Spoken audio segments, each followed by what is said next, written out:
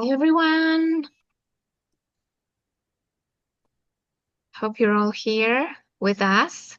As I said, this will be recorded for you to watch later.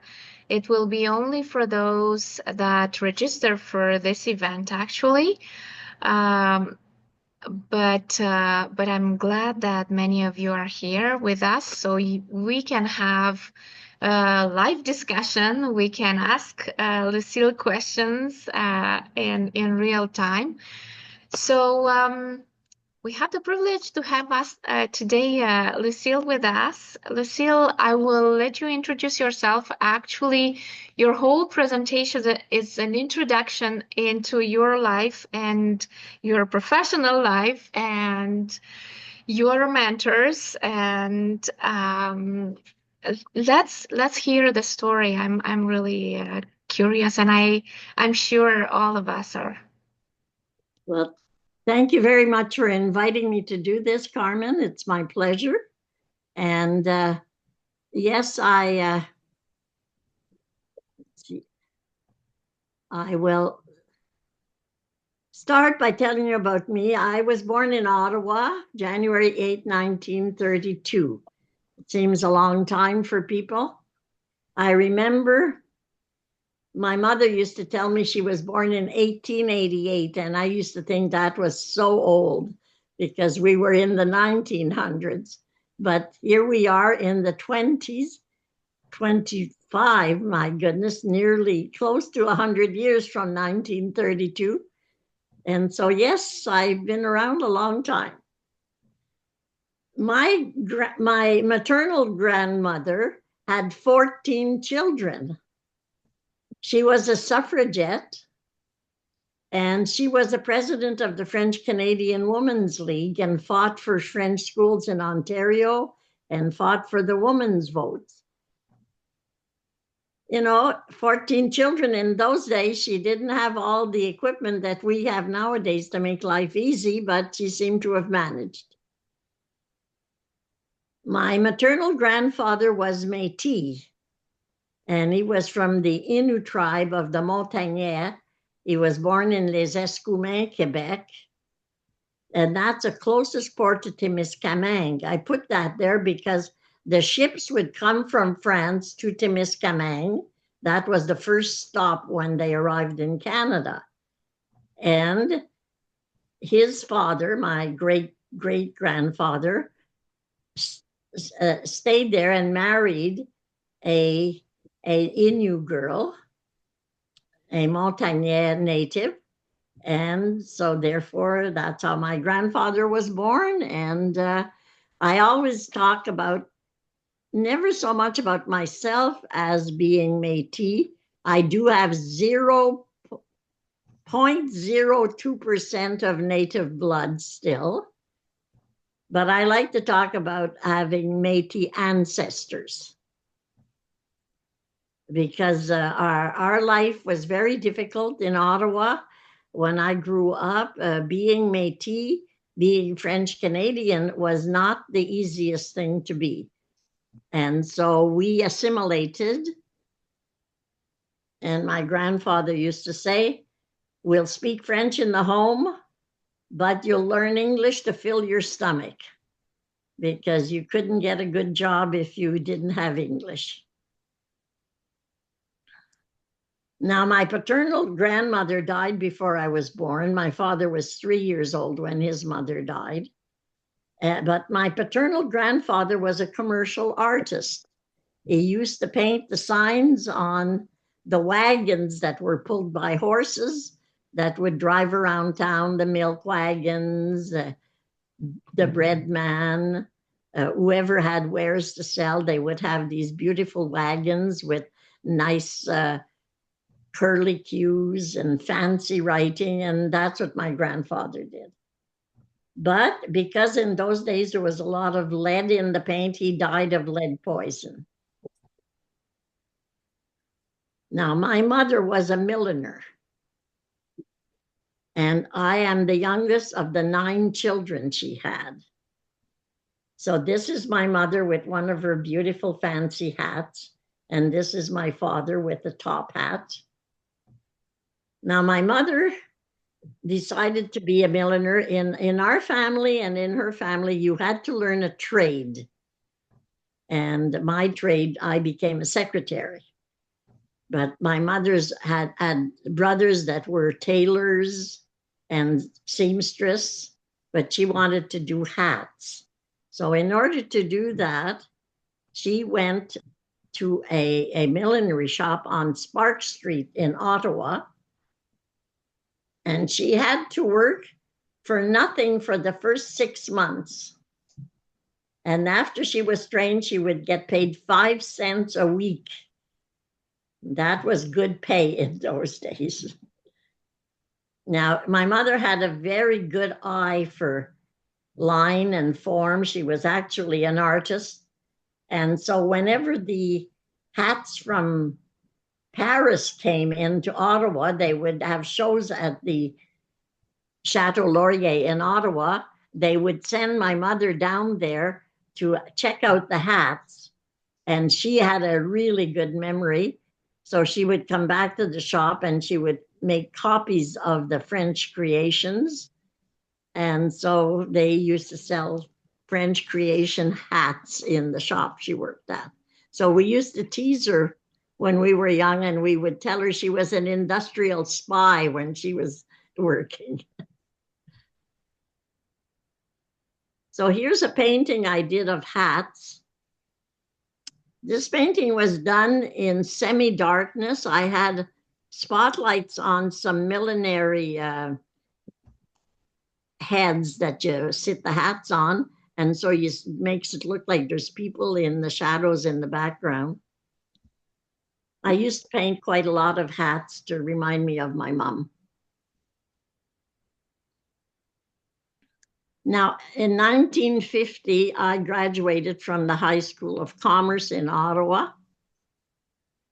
And it's funny how things always seem to happen to me that without my expecting it.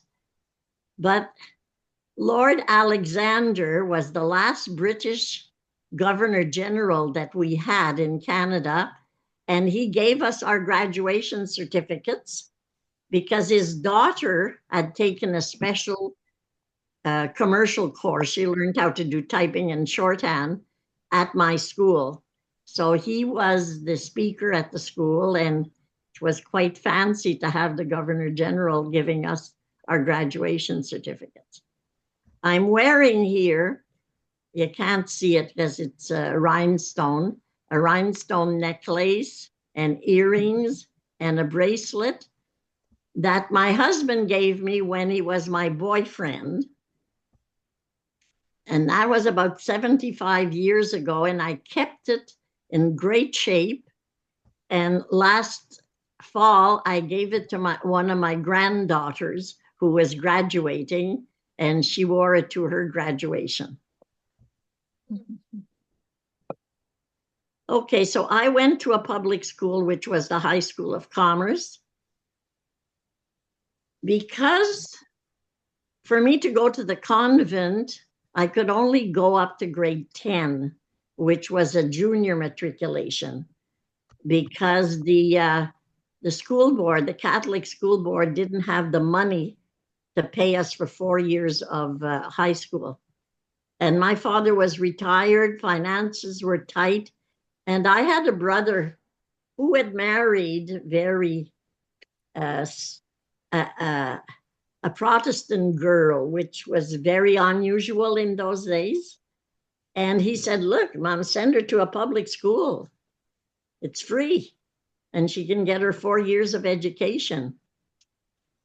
But when the priest came around and found out I was going to public school, he said I would get excommunicated. And this created such a scandal, or a fear of scandal, that even 20 and 30 years later, I would meet people who'd say, remember when we thought you'd be excommunicated for going to a public school? Well, I didn't, and it wouldn't have mattered now if I had. One of the things I loved to do with my father was to go frog fishing. And this is the second painting I ever painted in my life. because the teacher had asked us to paint something from our childhood. So in order to get this done, I used to go to my children's coloring books and find the pictures I wanted. I needed frogs. So then I'd take that and I'd trace that into my picture and then I'd paint them. So at 20 years old, I had to get my father's permission in order to get married, because you were only an adult at 21. So this is the man I married. His name was Jerry. And my first title, I will be getting my second title of recognition on June the 4th. But my first title I received was an MA from my 8 children. My first daughter was born in 1955. Helen,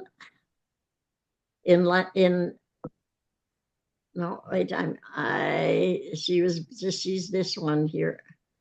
I'm going to have to previous. Oh well. I didn't want to go next.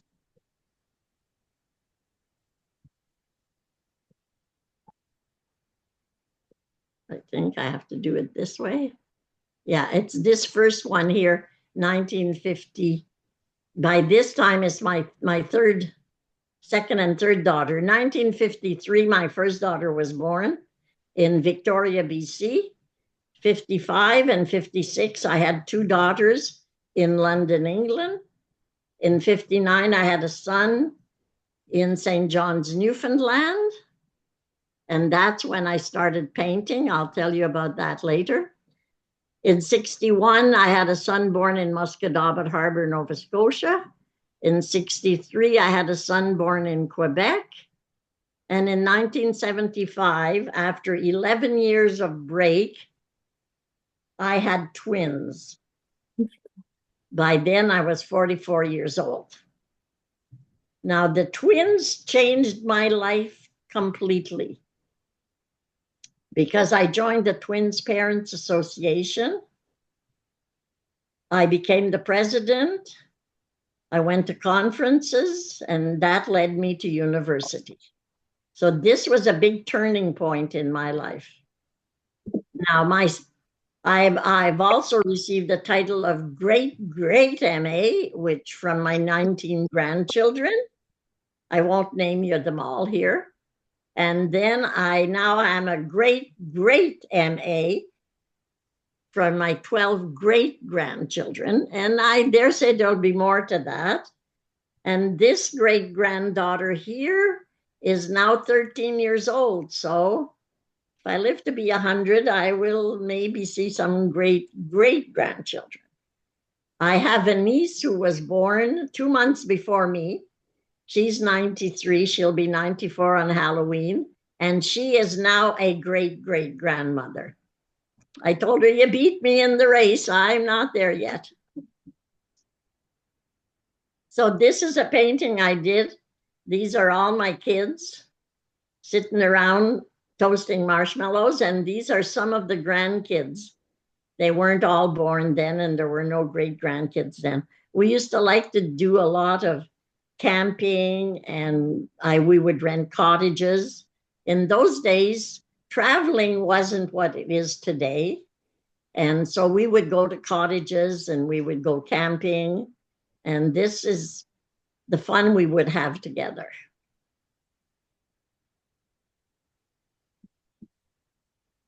So like I say, when my 4th son was born in St. John's, Newfoundland, I had a birth complication, which caused me a lot of hemorrhaging and a near-death situation. And after it happened, I had been traumatized, and I kept playing the trauma over in my mind. So I went to see the doctor, and I said, look, I need something. I can't keep my mind on. I already had 3 other kids at home and a baby now. And I just kept playing this trauma over and over in my head. And I said, maybe you can give me a pill or something. And he said, oh, my name in that time was Mrs. Jaudoin. Oh, Mrs. Jaudoin, you have to learn to relax. So 3 or 4 times a day now, I want you to stop, have a cup of coffee, and smoke a cigarette. I said, well, doctor, I don't drink coffee and I don't smoke. So you'd better just give me a pill. So he did give me a tranquilizer and it did work. But because I've never been one who likes to take pills, I was looking for something that I could do now. Newfoundland in 1959 was not the Newfoundland you will see today. There was nothing in St. John's. There was one radio station, one television channel, and one movie house that the movies changed once a month. So luckily, I found that at the Memorial University, they were starting adult education courses, and they had 3 courses to offer. One was blueprint reading. My husband would have liked that, but I didn't want a blueprint reading. My second course was drama. Now, I liked that, but my husband didn't want to do drama. And the third course was oil painting. And this is my first oil painting. And I called it the blueberry pickers because we picked a lot of blueberries in Newfoundland, but there's no mountains like this in Newfoundland. But I had already spent a year in Victoria, and my dream had always been to see mountains, so I guess I just included everything in this painting. This is a painting of me with the granddaughter. If any of you have read my books, you've seen there's a picture of a little family, and she is the girl who drew that picture when she was 3.5 years old. So here I am painting a large mural of my environment there.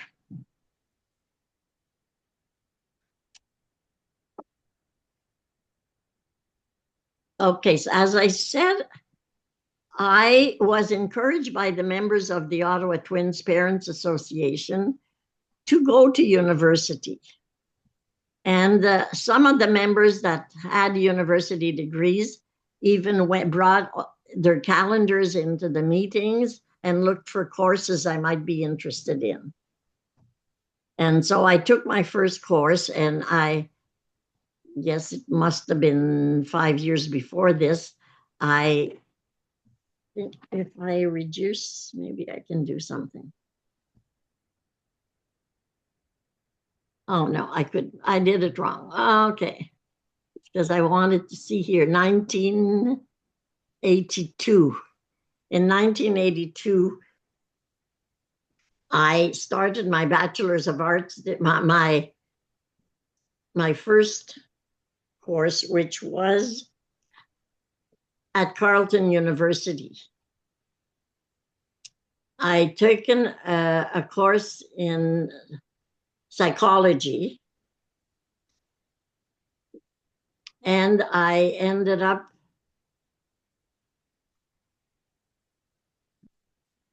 doing a double concentration in visual arts. I'd taken my first course in psychology, and I took my second course in art history. And it's in art history that I discovered that there was such a thing as art therapy at Concordia University in Montreal. And so I wrote them a letter. We didn't have internet in those days, so we didn't have computers. I wrote them a letter to find out what I needed to get into the master's degree in art therapy. And they wrote me back and said I needed psychology and some courses in psychology and some courses in visual arts. So I moved from Carleton University to the Ottawa University, where I took a double concentration. So I did double masters of psychology and visual arts. And I was accepted at Concordia in Montreal. I chose Concordia because of the masters and also because I could commute from Ottawa to Montreal because I still had two little ones at home that were just starting kindergarten, and I had two sons that were teenagers at home. But at Concordia, this was a diploma in art therapy, which I got in 1990. Now, I didn't go to that convocation, so I don't have a picture of me there. But in 1990, the master's program was started. See, when I started my diploma was 1988, 89. In 1990, the master's program was started. And in order to apply for the master's program, you had to have taken the diploma. That practice stopped once the master's in art therapy was established at the university. But in order to be accepted in the master's degree, they asked me to move to Montreal for the sake of supervision. Now, because I had to move to Montreal from Ontario to Quebec, I was losing my loans and grants from Ontario.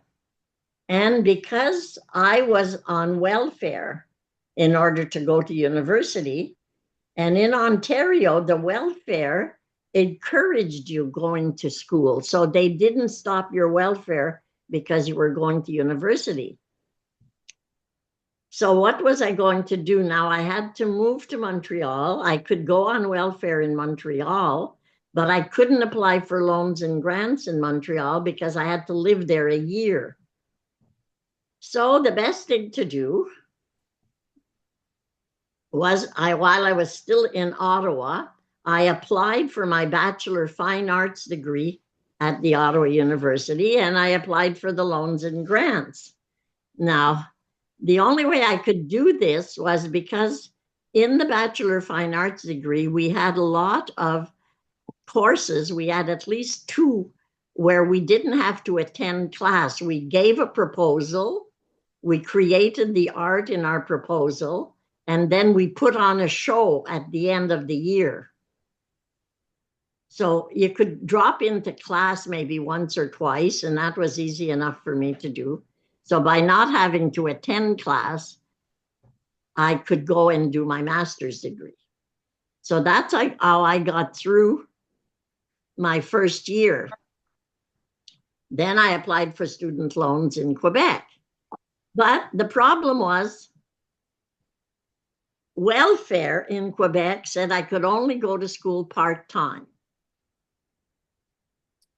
Student loans in Quebec said I had to go to school full-time. Well, this was my second year now. It was my master's program, but my second year in Quebec, so I had student loans.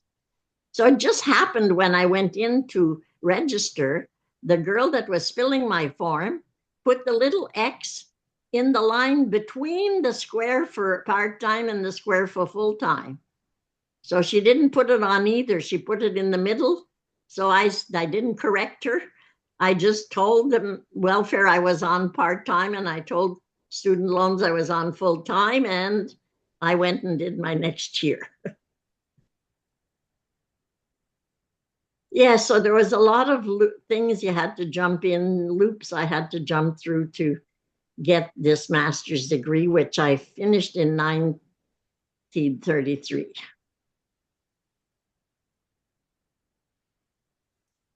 I was quite proud of that day, so I went to my convocation. So now I'll tell you a little bit about art therapy in Canada and a little bit about the people that I was able to meet while I was going to Concordia, because one thing I didn't mention is Concordia was connected to the American Art Therapy Association. So once we graduated and did our 1,000 hours of supervised hours, we could get our ATR because there was no Canadian registration in Canada then. There was actually no Canadian across the country. CATA was not installed yet then. I will talk about that later. In 1950, Marie Rivaille taught psychiatric patients at the Allen Memorial Hospital in Montreal. And she created a library there that categorized the artwork of schizophrenic and manic depressive, and I have different types of mental illnesses. It was wonderful. If we were studying some different type of mental illness, we could go to the Allen and have a look at her library and find artwork that type of diagnosed client created. I don't think it is still there now. In 1970, she started the graduate diploma program with Michael Edwards at Concordia. In 1977, she started the Quebec Art Therapy Association. Marie Rivaille was a small little woman. I used to meet her all the time on the metro with her sister. She traveled through Montreal on the metro. She was very friendly. She would come to all of our after we graduated, we would be asked to go and present our thesis to the upcoming classes. And she always came to our thesis presentations. Very, very friendly lady. And like I say, the master's program was then a part of the AATA.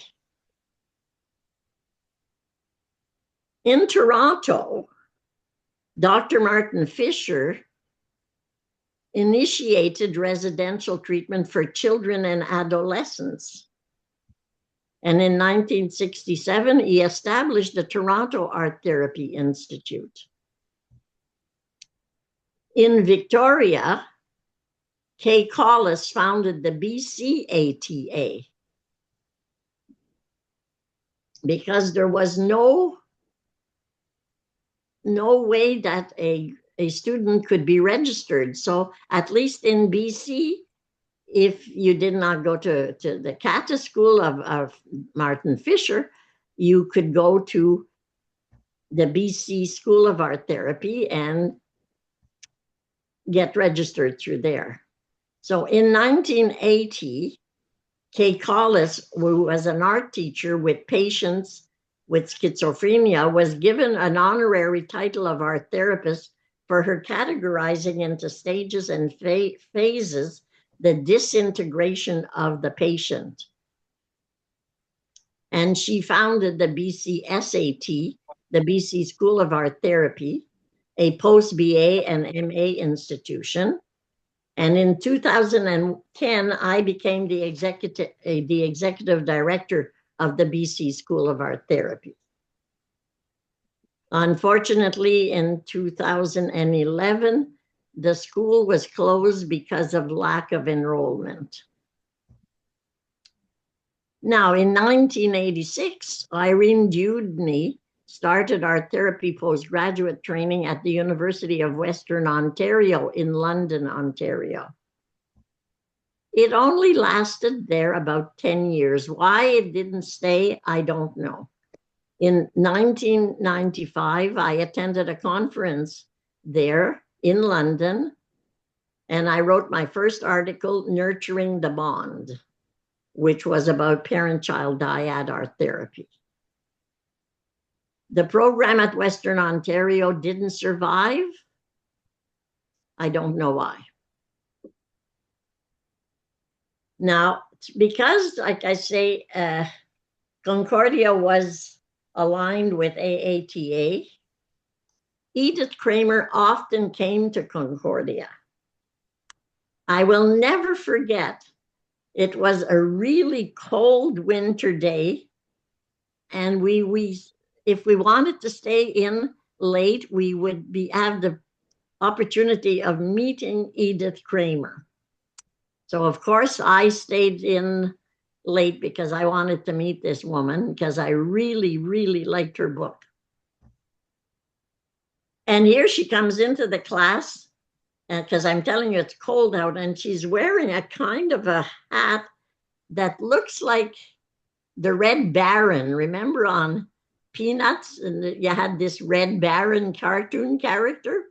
And she's a little woman, short, and she comes in and all bundled up with this Red Baron hat on. It was really funny. I'll never forget that look on her. She went around to meet each one of us independently and to say a few words to us. And I don't know why, but the girl who was sitting next to me told her, and you wouldn't believe it, she said, and this girl here has 8 children. And she looked at this lady next to me, and I can't remember what her name was. And she said, yes, and she looks like she enjoyed every moment. And she was so right, because I did. My aim in life had been to have children, and I had my children. I then again saw Edith Kramer in Toronto. She had come to Toronto to give a workshop, and I went with Monica Carpendale to Toronto, and together we did this workshop with Edith Kramer, a fabulous art therapist. And she always told everybody, if you want to be a good art therapist, continue doing your own art. And I didn't appreciate what it was she was saying until I met so many of the graduate students I had graduated with who were not doing their art anymore. They just stopped doing their own art, or some of them didn't even continue to be an art therapist. So that was sad. The next person that I never met, but that I have something special from, is Margaret Nomberg. I'm going to, I think I can move on the next, yeah. You see, I went to Montreal for an introductory course to art therapy, and I didn't have the money to stay in Montreal for 3 nights. So I wrote to my sister, who was a nun, and asked her if there was a place in Montreal where I could stay. And so she said, yes, I could go and stay on Gray Avenue. And on Gray Avenue, the nun that was there in charge said, I have a letter here that the doctor who looks after the nuns gave to me to give to you because you're studying art therapy. But look at this, is an 11-cent postage stamp, so you can tell how old it is. And we have Margaret Nomberg's signature. This is her writing. So I find that this is extremely special. It's archival material.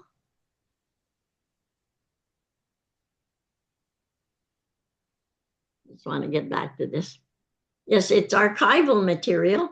And in it, there's articles, there's little flyers about books she was writing and trying to sell. There's her CV. And there's a couple of articles that she was writing about, which is the one I find most interesting. There's a catalog also, but let's see, there's one here.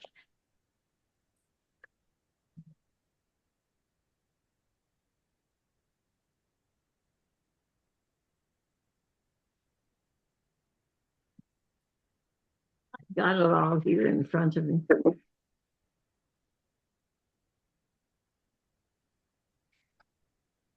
There's a more creative orientation in universities and college the need of. There's book reviews. There's the survival of fantasy projection in art therapy. So these are wonderful articles. I don't know if they've been lost track of, but this is archival material that I just don't know what to say. And the one I thought was more important was expanding nonverbal aspects of art education on the university level. That's the one that I'm most interested in. So I've had all this material with me since my first course at Concordia, and I've never known what to do with it. And I haven't had time really to do anything with it. So I've contacted Haley Toll, and she sees it too as important archival material. So I'll find a place where I can deposit it. I've been saving it since 1980 some. So I'm not about to lose it yet. So I never met Naumburg. I was a much more Kramer person, although Naumburg really helped to train me in psychoanalysis, really. She was very psychoanalytic. And then, of course, we had Judith Rubin, who came to the school. And when I met Judith, and she was talking about the work she did with parents and children, I thought, that's what I want to be. This was the model that I wanted to be. I liked the way she was talking about it. She was not doing the kind of work that I do, but she kind of planted the seed of working with parents and children. And the day that I got an email from Judy Rubin, because that's what she calls herself, I nearly fainted.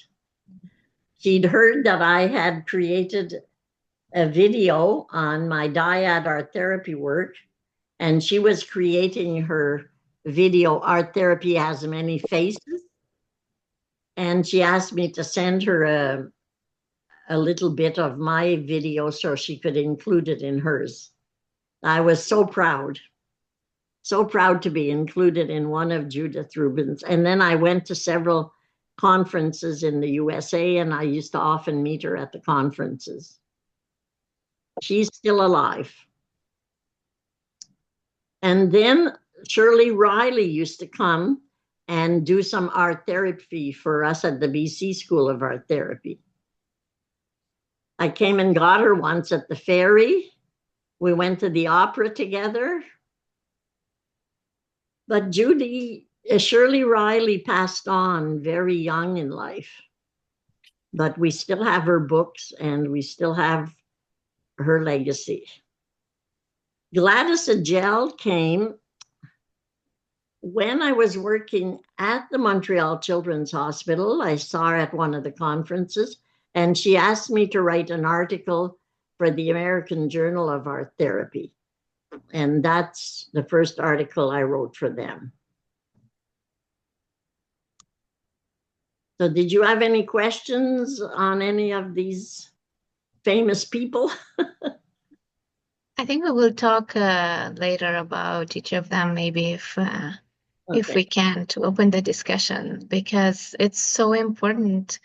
I'm seeing so many immense names for the art therapy in North America, and it's really interesting how were the contacts, how what did they teach, what was interesting to learn from them. Is it even their presence probably that was interesting to have near you? So we'll talk about that maybe. Their presence, I think their presence is the biggest thing. And I've been trying to remember the name of the person who came and taught us art therapy assessment. It's going to pop into my head when I least expect it. the point is, when they did something like this, when they taught us a way that they were working, it really registered. It was more than just reading it from a book. There was the energy from that person, and we knew them from having read all about them. So that those, I was very fortunate to have been able to meet all these people. I also heard from Judith Rubin that it was a time where it was much more freedom in art therapy. Art therapy was an emerging domain. It was not much of art therapy, but it was so much freedom and so much experience and experiential and so much, I don't know, daring. Yeah. They dared you to try things, but you had to stay within the limits. Of course. And the thing is, when you tried something like even the dyad art therapy, I had to break so many rules to do it. Yeah. And then that's scary. It's the same when I went to Thailand. I had to break so many rules. And you have to know that you're breaking the rules to allow our therapy to grow. Otherwise, you cannot break the rules. Well, I think all the new approaches, as it was yours, the dyad art therapy, as is probably now we have different approaches towards digital art therapy or towards even echo art therapy or towards walk and talk. I think all those are breaking some rules in themselves. Yeah, they are. They are, especially digital. Yeah. Yeah, So because when I created the virtual school, then I did not realize it came for the teaching of it. There was not so many rule breaking, but it's when we started doing our therapy digitally that then all the rules are broken. You lose complete control over the kind of materials you're using. You lose complete control over the office space to see your client in. There's so many, there's the container is gone because, like I wrote in the book, Digital Art Therapy, it is squaring the Shavarian triangle, because the Shavarian triangle has the client, the therapist, and the artwork. And now we have the client, the therapist, the artwork, and the computer screen. And they all have to come into play. well, go ahead. We want to get more to know even how did you arrive to open those schools in Thailand, Japan, even continuing the work in BC. So tell you a little bit about go ahead. CATA and about art therapy associations, because it is so important when a new school is developed in a country that they create their art therapy associations. Now, I became the secretary of the Quebec Art Therapy Association, and I should not have been. I was always doing things that I should not have been, because they wanted only the graduate art therapists to be on the board. But they didn't have enough graduate art therapists who wanted to be on the board to run the Art Therapy Association. So I became the secretary. And I was there at the time when a meeting had been decided to coordinate the schools across Canada, because in Quebec you had Concordia, in BC you had the BC School of Art Therapy, both very closely connected with the American Art Therapy Association. And then in the middle of Canada you had CATI, VATI, and TATI, which were the associations, the schools that were created by Dr. Fisher.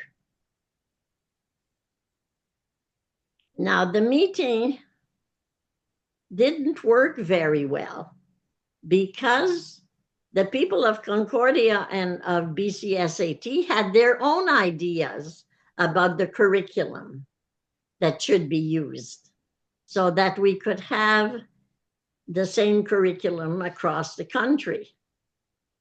But Dr. Fisher had his own ideas, and he had already created an association called CATA, in which the Toronto Association, the Vancouver Association, and the Kootenay Association were all part of.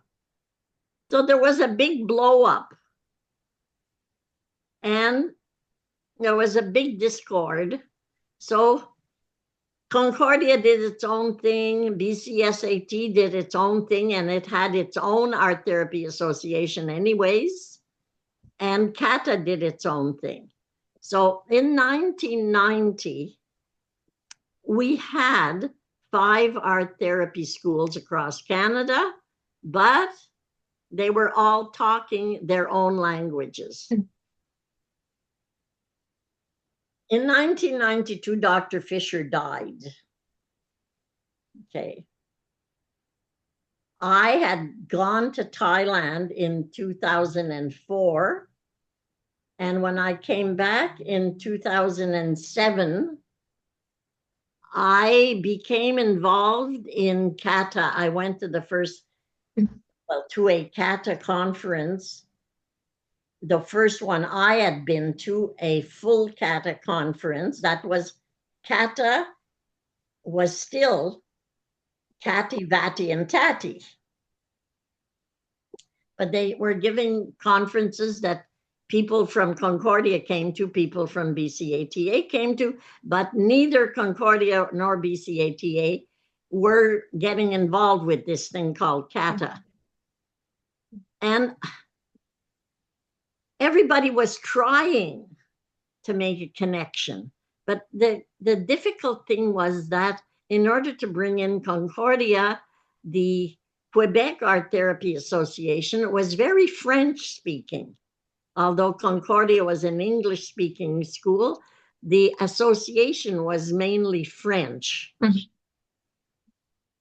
And I became vice president of CATA because I watched the vice president the year before, and I noticed she wasn't doing a heck of a lot.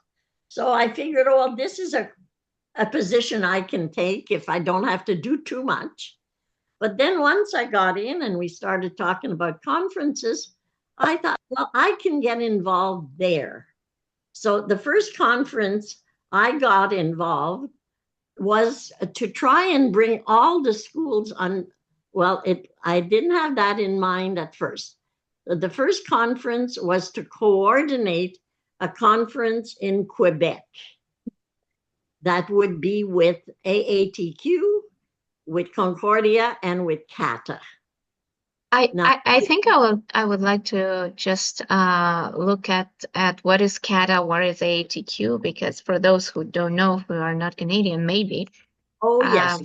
CATA is the Canadian Art Therapy Association, and AATQ is one of the provinces. Association is the Quebec Association, which is, as Lucille said, more French, since the province is more French.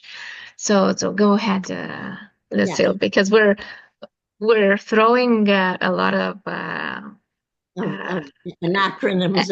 Acronyms, and yeah.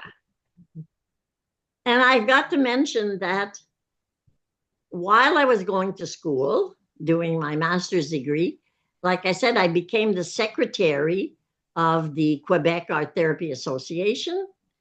But after I became the president of the Quebec Art Therapy Association. So I was in a good position now from CATA to contact somebody at the Quebec Association, because I was known there, and I knew Pascal Anoual, who was the president.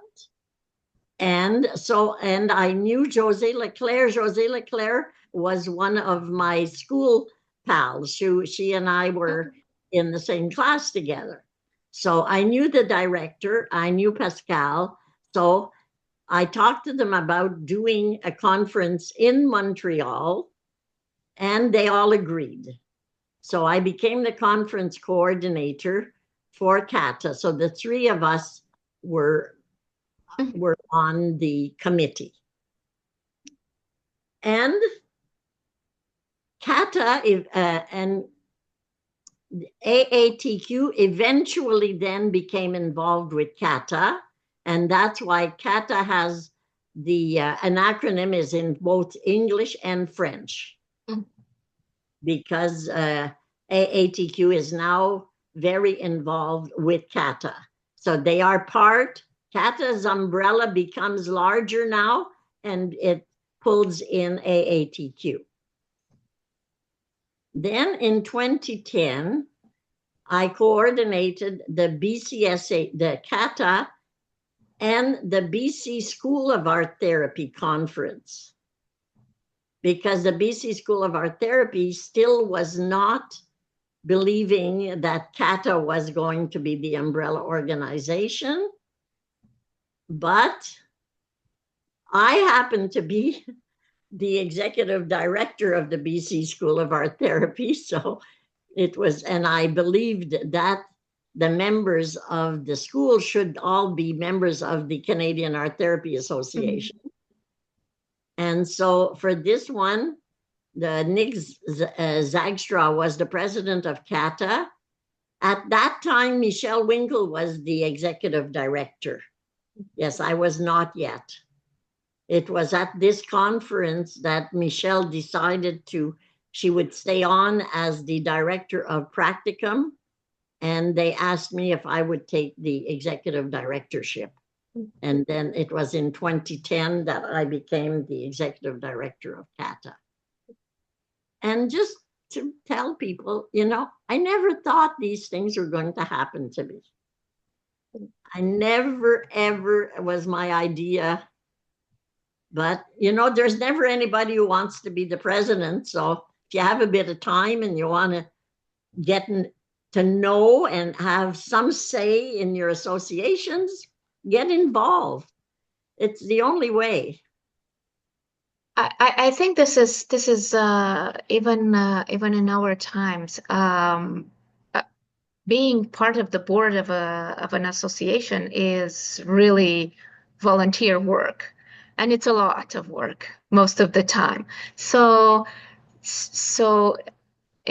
I really value the fact that you were involved in the associations, well, especially in the Canadian Art Therapy Association, because it takes a lot of time, and it's taking out time actually from seeing clients, from working, from being with your family, but what a beautiful work for the others.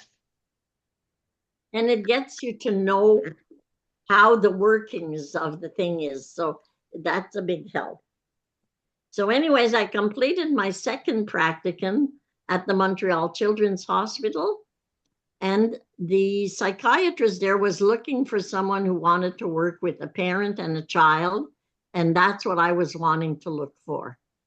So, Lucille, I also wanted to say that probably we have around 10-ish minutes, and I want to go through all this important work that you're doing here and abroad. I've got a lot of pictures coming up, so Okay. there won't be so much talking. So just to say that I worked in infant psychiatry from 0 to 6 months old, and child psychiatry from 3 years to 5 years. And these were kids that they wouldn't be kept in kindergarten, and they couldn't be kept in the daycare. They had a big blackboard in the conference room, and they would always get me to decorate it. So here I am decorating it for the 50th anniversary of child psychiatry. And I won't show you all of this video, but it's just for those who don't know my work. This is the drawing that the baby I have in my arms drew.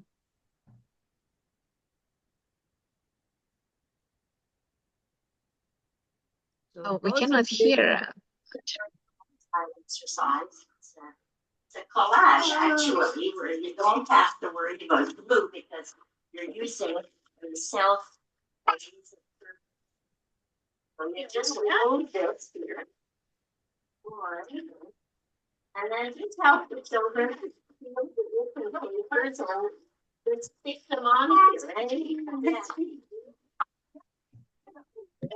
they want to tear the paper.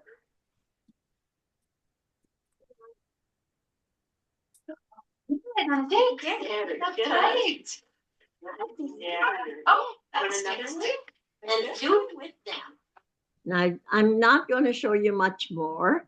If you want to know more, you have to take my course. It's just that we don't have time. If we had the time, I would love to show you more. But this is the youngest one in this group. He is just 1.5 years old. And you can see how he gets engaged doing it.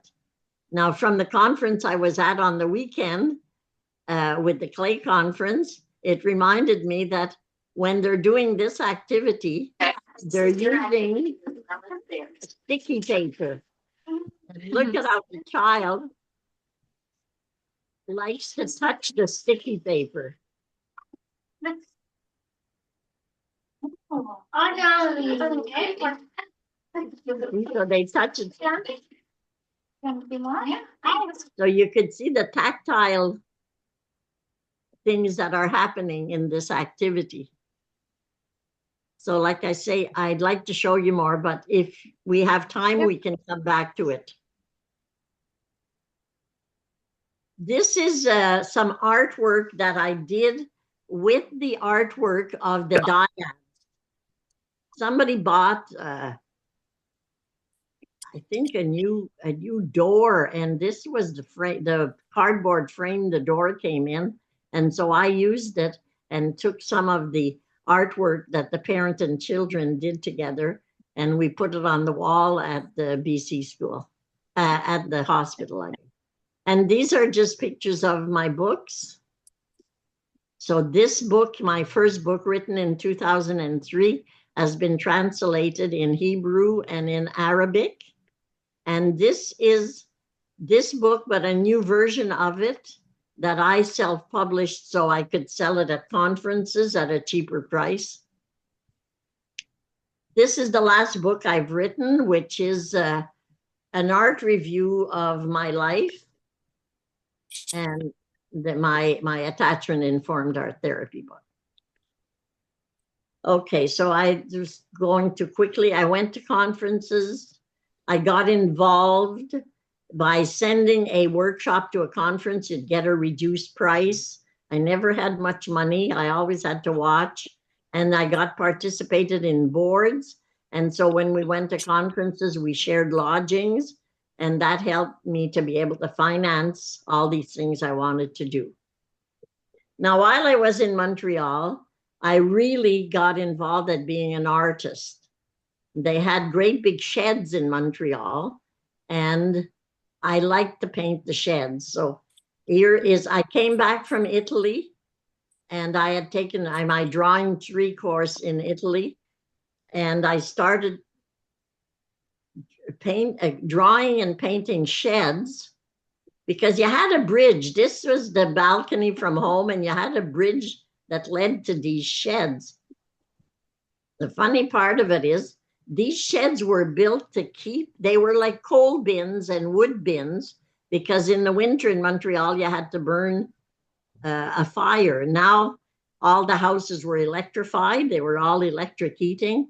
So these sheds are like our garages full of junk. So when they started tearing down the sheds, this is what the laneways looked like, with the sheds on one side, on both sides of the laneway. And I used to watch the kids playing down in these laneways. I was infatuated with the sheds, and I did maybe 50 in my series of sheds. And when they started tearing them down, I started using the metal of the sheds to create art on. And in 2001, I retired. But what is that? I don't know what that word means. It's really not part of my vocabulary. In 2003, I published Strengthening Emotional Ties, And in 2018, I wrote Attachment-Informed Art Therapy.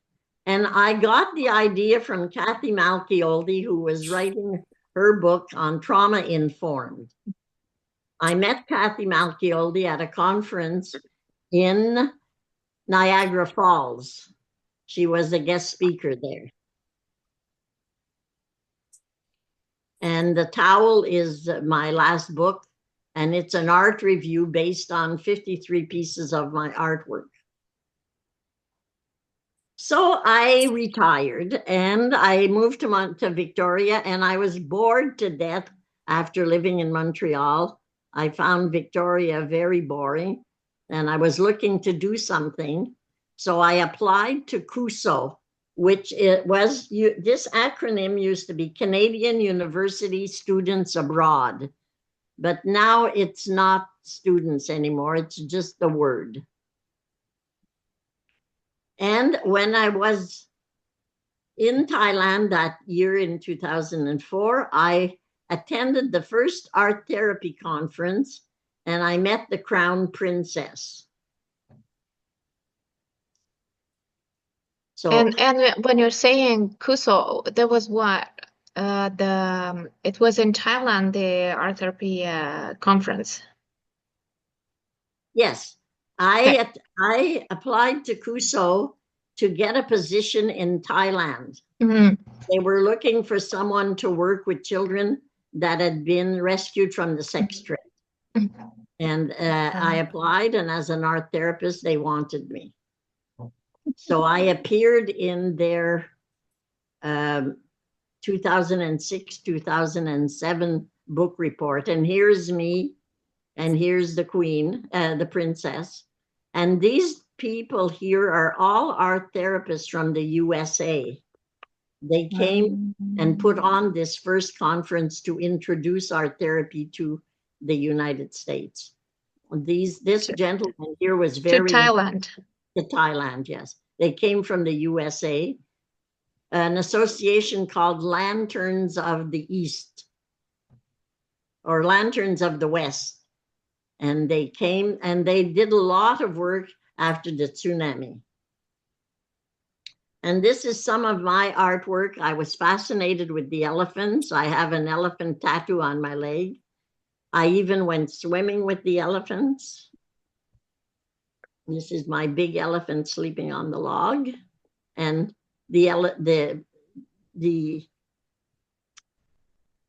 royal elephants with the little royal hat. And my elephant's going for a walk. And I have to thank to my colleagues, Dr. Pierre Plante, to everyone who wrote letters of recommendation, because finally I got my doctorate. Wow. Congrats, Lucille. Yes, so on June the 4th, I'm going to my convocations in Montreal. Wow. And 4 of my 8 children will be able to attend, and a couple of grandchildren and a couple of great-grandchildren. And now this is what I'm involved with. It's called Art Therapy Education. And this is what I'm planning to have on my my roster, the Parent-Child Dyad art therapy courses that I'm already giving. I'm planning one on art therapy assessments, and I'm planning one on reading the images. I do advanced supervision, and I'm going to do one on ritual mandala workshops. And I offer consultations for anyone who wants to find out about art therapy. So that's my retirement plans. Thank you for listening. So I'm open for any questions that you might have. Thank you, Lucille. I think we'll stop sharing, yes. Yeah, we'll stop sharing. Lucille, first of all, I thank you for being here and sharing your very rich life, actually, and professional life that is continuing. There's no retirement. It's more than a profession. It's a passion. It is. Like I say, I've got at least 7 years before I reach 100. So I've got 7 whole years. There's a heck of a lot you can do in 7 years. Yes. And I intend to, even I believe now, the doctorate is starting to open up doors for me. So the doctorate, I've got a way to go with doctor in front of my name. Okay. Well, congrats first for all this. How was it to never stop, to always want to go forward? I think I was trained by 8 children. There's no time to stop, but there's time to enjoy and time for relaxation. You'll be surprised the amount of time I do nothing in. But I do have the ability of working quickly and efficiently. So I am a very good time manager. So I don't know. It just makes my life so full. I wake up in the morning, like after I went to the workshop with Cornelia. I mean, I came back and oh my gracious, I had so many things I could write and so many things I could do and all about she just inspired me. And it's just the way I am. Like whenever I finished a hard task, I always seem to write about it. After I had my babies, I was asked to do a workshop on toilet training. So I wrote a book on toilet training. After I worked with the Twins Parents Association, I wrote a book on parenting twins. It's just, I do it and then I process it and then I write about it. It's just the way I am. I can't explain it any other way. And I'm healthy. You know, I'm thankful that I'm healthy. If you're ill, you cannot do these things. If you're ill, your energy goes to healing your body. I'm lucky my body is very healthy and I'm able to do things like this. I'd love to hear some of the inspirations or ideas some of our audience has out here. If you've ever got an idea to do something, let me hear about it. Lucille, I just wanted to say thank you so much for sharing your life. I just really appreciated hearing it. Thank you, Margaret. What do you do? I'm in the process of becoming a licensed professional counselor in Pennsylvania. So it's a process. I'm still working towards that. That's wonderful. Thank you. We're excited about it. So keep on being excited about it. Yeah, I am excited. I'm sure there's a lot that can be done in that group. There's always so much to learn with professional counseling.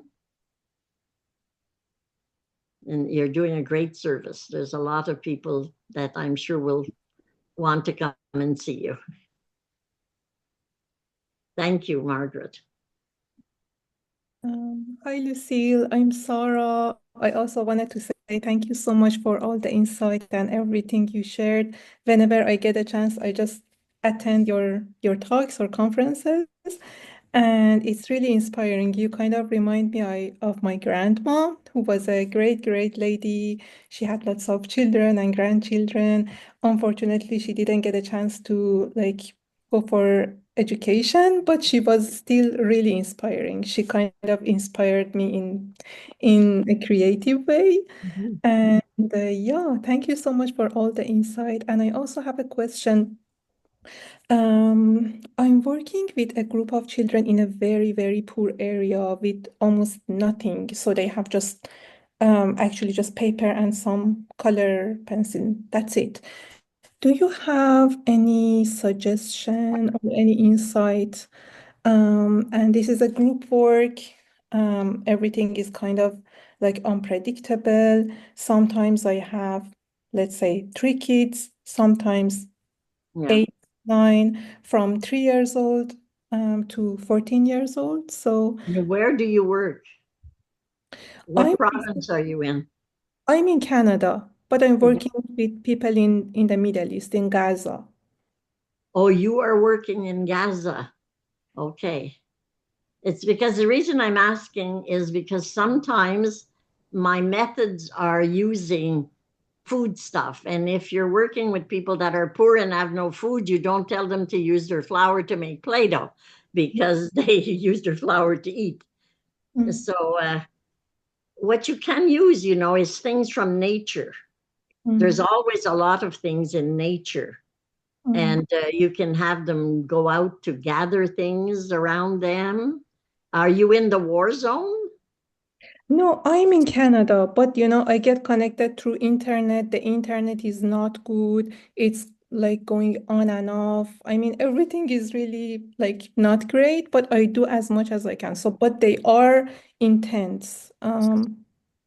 So you could have them go out and find something Mhm, that, and they could tell you a story about it and mhm, talk to you about it. Art therapy is not just drawing and painting, mhm, but also if they have, I don't know what the greenery is like in Gaza. It must be similar to Israel, though.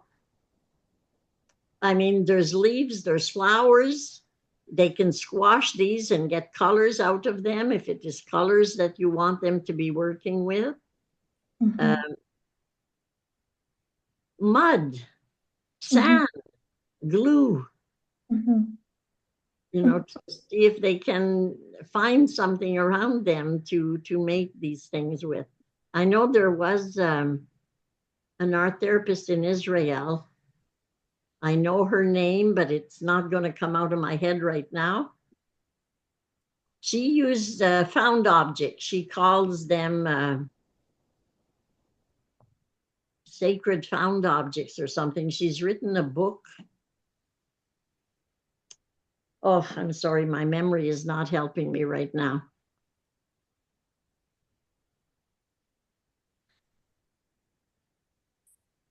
Yeah, if they could find things to bring to their sessions to you, and then you can ask them to use their creativity to transform these things. mhm. This is also our therapy. Uh, anything, use anything. Found objects is usually a very good way to go. Mhm. Thank you so much. I'm gonna give it a try. Thank you. Yes, you're very courageous to be doing virtual art therapy from Gaza to Canada. Mm. Bravo. Yes, I know the internet's not very stable. No, not at all. It's like going on and off, but yeah, I do as much as I can, and I feel really grateful to be able to do something very, very little. I'm thinking that your very little is a lot for them. Mm, Just being there for them to talk with you. mhm. Uh, I think that just having you there is very important for them.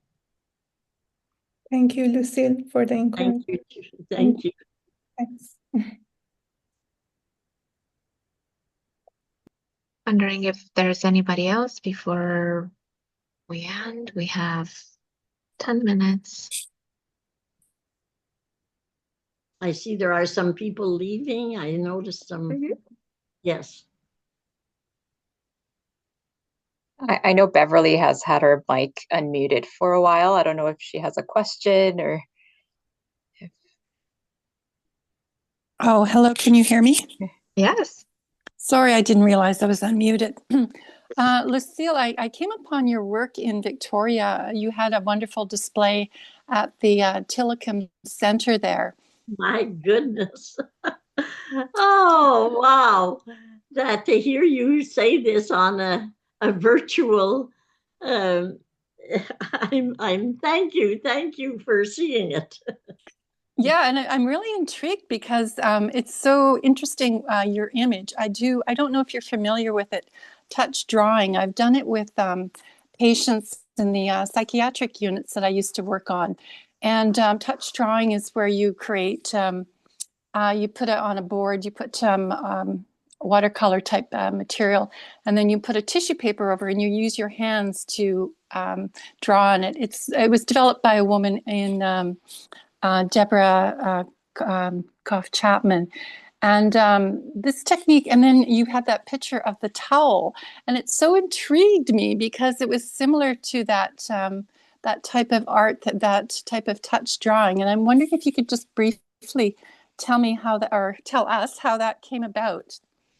Yes, well, you see, that came about so unexpectedly and spontaneously that it became my muse, and it has seen me through 56 drawings of the woman on the towel, and it's seen me through writing my memoir, the book that you see on the floor there in the mall window.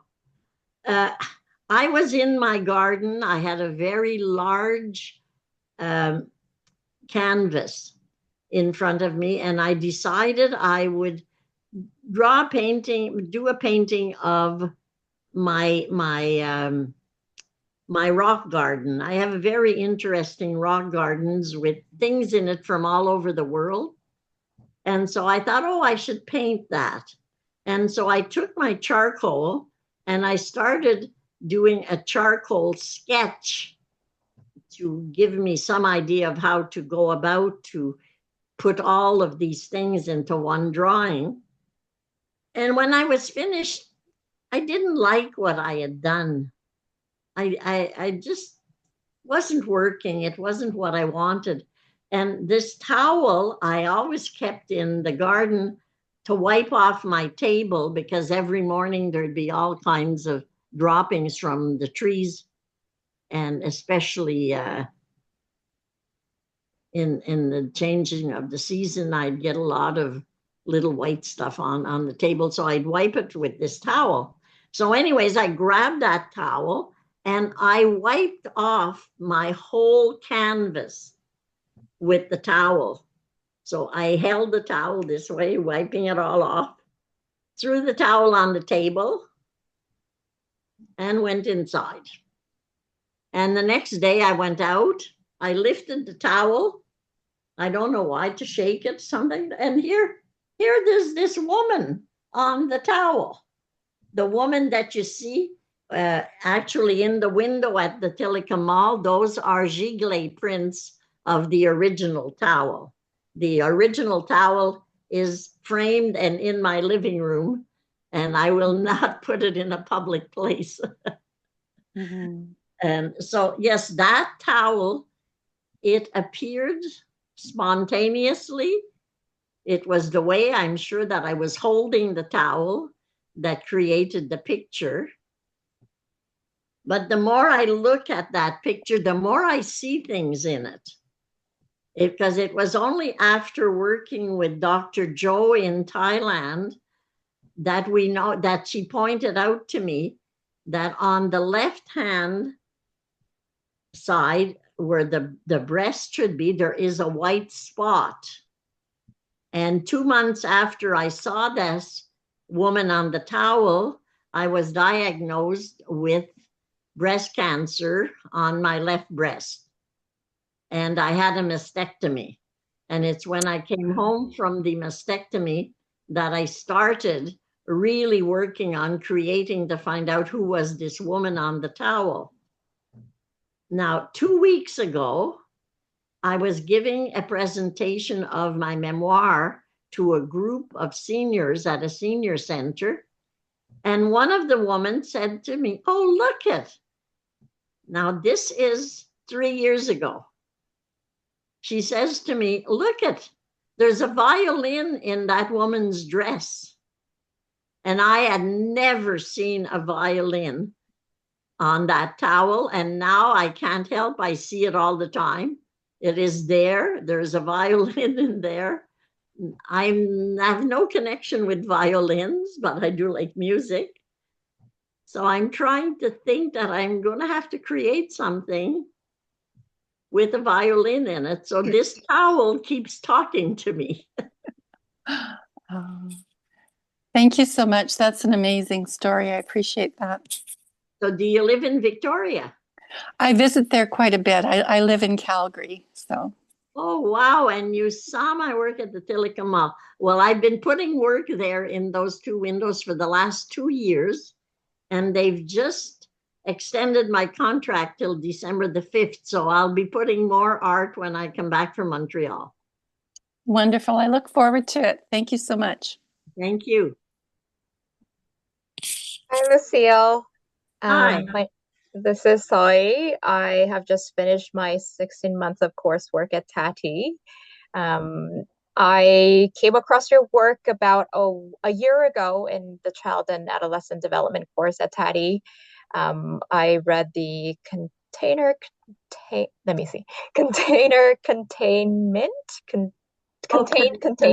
Yes. Containment container contained or something like that.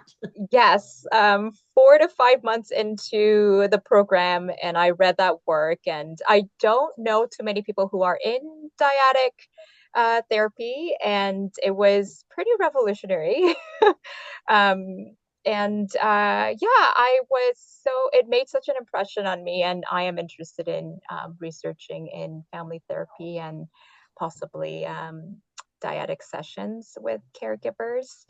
And so I'm hoping to meet you in person soon in the future, and definitely interested in taking one of your courses.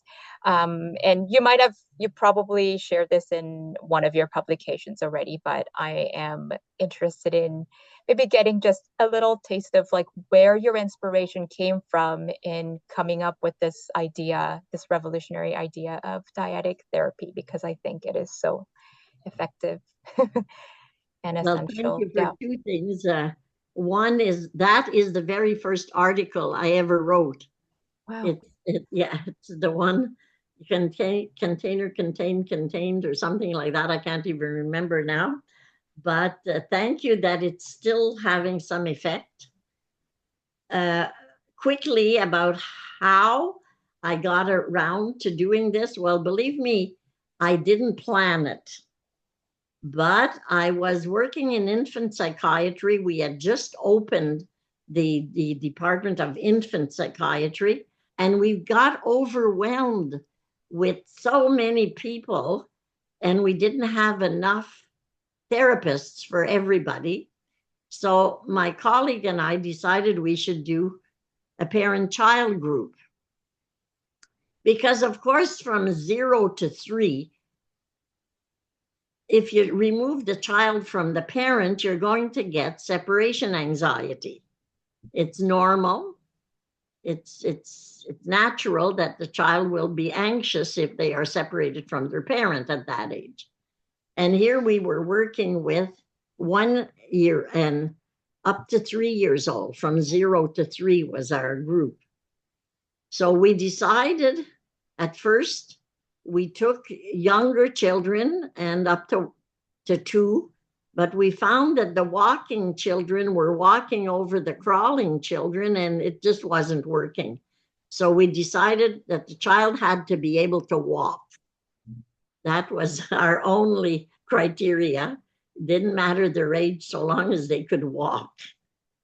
And we started the group by first we had the group divided into 4 15-minute sessions. One session was getting the parent and the child, observing them playing together with toys that were age appropriate. The second part was we would put on a little child record or child music, and we would get them all to sing together. And then we would teach the mothers on how to read to their children, to their babies, with the baby sitting on their lap and showing them the pictures and not necessarily reading every word. And then I wanted them to do art. So we would put one piece of paper on the table and let them both work on the same piece of paper. And that's how dyad art therapy got created. it was necessity caused the creation of that intervention. And of course, now it's grown. Actually, right now, I'm supervising a girl who's doing dyad art therapy with two adults that are living together that seem to have attachment problems and their relationship is not doing well. So we're doing dyad art therapy with them. So it has moved up from the baby to the school-age child, then to the adolescent, and now into the adult. I hope I see you too. Are you going to the conference in Winnipeg? I'm hoping to. Yeah. Yeah, well, I plan to be there, so I'll see you there. Okay, that would be amazing. Thank you so much. You're welcome. Thank you. Thank you all for your beautiful questions. Maybe one more if there's any, or a thought shared with us before we're ending.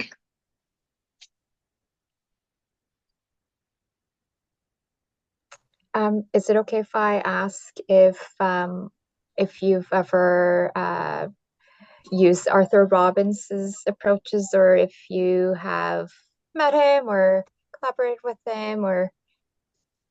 No, I know of him. Object relations, I think, is approach, and I have read about him. But no, I was more going always towards Kramer and just the doing of the art, the third hand idea. So I know Arthur Robbins. I never met him. I have never been to a conference where he was presenting. I just know of his work. I think I know of his work more through Judith Rubin's theory book on theories. Yeah, because I'm pulling from his work, and also I'm hoping to use your work in my research as well. And I was reminded of him because of your mother's milliner story, because I think Arthur's father was also a hat designer, and I was drawing the connection there. So yes, very good. Yeah, and with your attachment and his object relations approach. So. Yeah. Thank you very much. It's funny because if I looked at it again, I could certainly connect my work to object relations, because I am using objects that are attaching in order to get the brain to get the message of attachment. Yes. And so we have the object is always there in the creation of this intervention. Thank you for all your insights. Thank you for your questions. Well, thank you. It's time flies. It's already 6:30 here in the east. I guess 3:30 in the west. Yeah, and probably other time zones, depending where you are.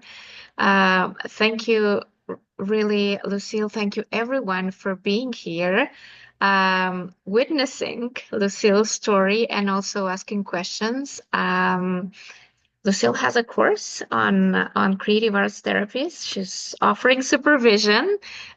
She has books, so you'll see and hear about her quite a lot. If you connect to dyad art therapy. So thank you everyone for such a wonderful dialogue. And Lucille, probably we will talk further even in other times, conferences, maybe events that we have. Thank you so much. Thank you so much, Carmen, for inviting me to share my knowledge and what I've picked up over the years. And thank everybody else for asking questions. And thanks for seeing my artwork out there. So it's a very pleasurable day for me. Thank you. Thank you. I'll stop recording.